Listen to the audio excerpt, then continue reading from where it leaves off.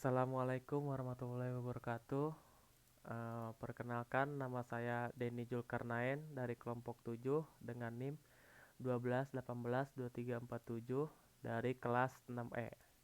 Di sini saya akan menjelaskan tentang Instagram of Privacy atau pelanggaran privasi yang ada di dalam dunia cybercrime.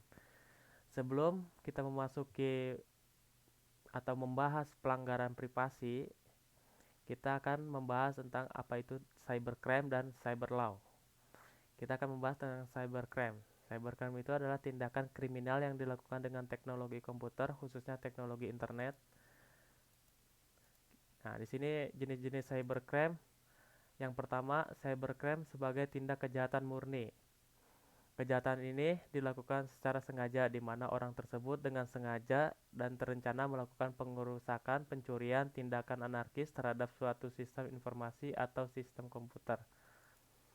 Yang kedua, cybercrime yang menyerang hak cipta atau hak milik. Kejahatan ini dilakukan terhadap hasil karya seseorang dengan motif menggandakan, memasarkan, mengubah yang bertujuan untuk kepentingan pribadi ataupun umum demi materi maupun non-materi. Yang ketiga, cybercrime yang menyerang pemerintah, yaitu kejahatan yang dilakukan dengan pemerintah sebagai objek dengan motif melakukan teror, membajak ataupun merusak keamanan sistem pemerintah yang bertujuan untuk mengacaukan sistem pemerintah atau menghancurkan suatu negara. Karakteristik cybercrime. Yang pertama, ruang lingkup kejahatan. Jadi ruang lingkup kejahatan cybercrime itu bersifat global. Yang kedua, sifat kejahatan cybercrime tidak menimbulkan kekacauan yang mudah terlihat atau non-violence. Yang ketiga, pelaku kejahatan.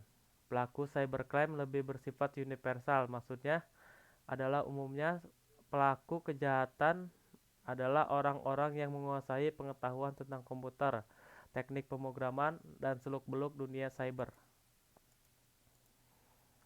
Nah, di sini kita akan memasuki pembahasan tentang cyber law. Cyber law adalah hukum yang digunakan di dunia maya yang umumnya diasosiasikan dengan internet. Tujuan dari cyber law sangat dibutuhkan kaitannya dengan upaya pencegahan tindak pidana ataupun penanganan tindak pidana. Ruang lingkup cyber law.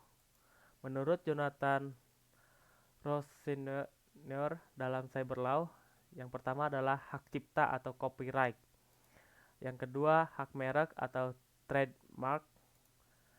Yang ketiga, pencemaran nama baik atau defamation. Yang keempat, fitnah, penistaan, penghinaan atau hate speech. Yang kelima, serangan terhadap fasilitas komputer atau hacking, virus illegal access. Yang keenam, pengaturan sumber daya internet seperti IP address dan domain name. Yang ketujuh, kenyamanan individu atau privacy. Yang akan kita bahas itu yaitu yang ketujuh ya. Nah, infringement of privacy atau pelanggaran privasi adalah kemampuan satu atau sekelompok individu untuk mempertahankan kehidupan dan urusan personalnya dari publik atau mengontrol arus informasi mengenai diri mereka. Privasi kadang dihubungkan dengan anonimitas, walaupun anonimitas terutama lebih dihargai oleh orang yang dikenal publik. Privasi dapat dianggap sebagai suatu aspek dari keamanan. Motif pelanggaran privasi. Kejahatan ini biasanya ditujukan kepada keterangan pribadi seseorang pada formulir data pribadi yang tersimpan secara computerized. Apabila diketahui orang lain, data ini dapat merugikan korban secara material maupun imaterial seperti nomor kartu kredit dan nomor PIN ATM. Penyebab pelanggaran privasi. Yang pertama, kesadaran hukum. Yang kedua, faktor penegakan hukum. Yang ketiga, faktor keamanan. Yang keempat, faktor ketiadaan undang-undang. Penanggulangan pelanggaran privasi. Yang satu, sering-seringlah mencari nama Anda sendiri melalui mesin pencarian Google. Kedengarannya memang aneh, tetapi setidaknya inilah gambaran untuk mengetahui sejauh mana data Anda dapat diketahui oleh publik. 2. Mengubah nama Anda. Saran ini tidak asing lagi karena sebelumnya Chief Executive Google Eric Schmidt telah mengatakan supaya ketika dewasa tidak dibayang-bayangi masa lalu. Yang ketiga, mengubah pengaturan privasi atau keamanan. Pahamilah dengan gunakan fitur settingan pengamanan ini seoptimal mungkin. Yang keempat, buat kata sandi sekuat mungkin ketika melakukan registrasi online. Sebaiknya lakukan kombinasi antara huruf besar dan kecil, angka, dan simbol supaya tak mudah terlacak. Yang kelima, rahasiakan password yang Anda miliki, usahakan jangan sampai ada yang mengetahuinya. Yang keenam, untag diri sendiri. Perhatikan setiap orang yang men-tag foto Anda, segera saja untag foto tersebut. Anda tidak mengenali siapapun mengambil foto tersebut. Nah, biasanya di sini banyak kejadian di Facebook yang kita nggak tahu kita mengetag tahu-tahu kita di tag oleh seseorang yang kita tidak tahu dari mana asalnya atau dari mana ini, terus mengetag kita, terus kita membuka link tersebut sehingga kita terkena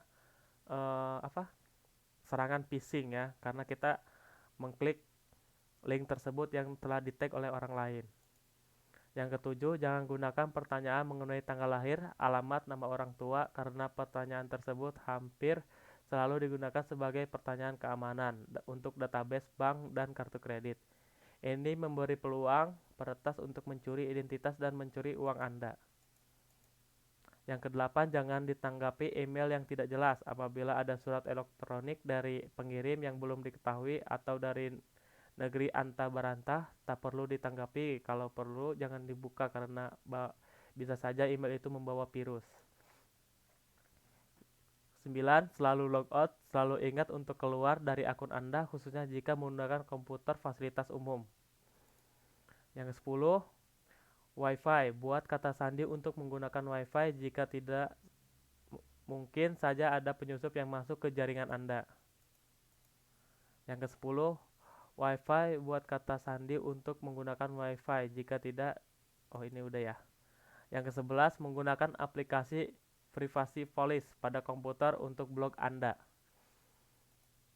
Nah, sekian dari presentasi saya tentang pelanggaran privasi.